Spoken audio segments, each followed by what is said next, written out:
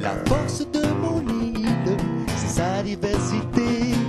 Mélange des cultures, respect des idées. L'île de France, c'est mon île, c'est mon île. L'île de France, c'est mon île, mon île. Je m'appelle Tal, je suis une architecte designer et une plasticienne. J'habite à Paris, j'avais fait les études des arts plastiques, puis suivi par les études d'architecture, diplômée à UP6 à Paris. Puis en 2005, j'ai créé ma propre marque de design.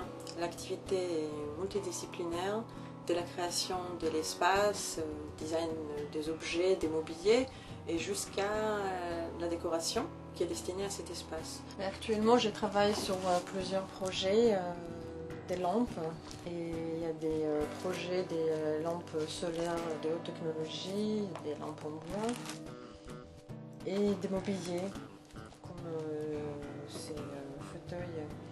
Il y a des collections de textiles, on a des accessoires murales, et puis des projets, des collections, des papiers peints et des décorations. J'ai suivi cette série par la création de 2 fauteuils, ils sont là. Et donc j'ai dit, ils sont en prototypage à ce moment, et ils ont été choisis par le Biennale des Design à Saint-Étienne, et ils seront exposés là-bas en novembre. Et donc ces fauteuils sont prêts à tomber, mais ils ne tombent pas. En fait, ils questionnent les sujets d'équilibre et la perception. Et c'est le sujet des grands changements générés par la maternité.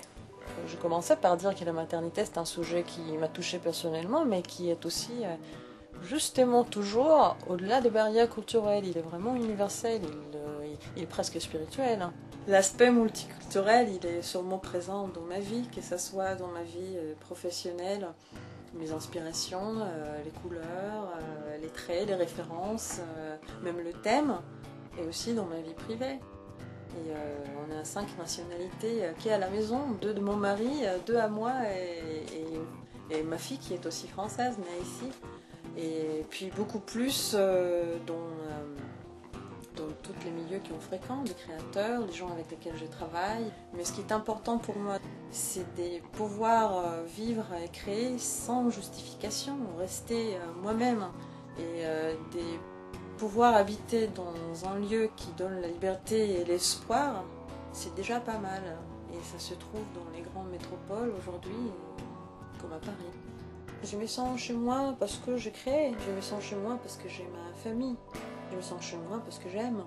L'île de France, c'est mon île, c'est mon île.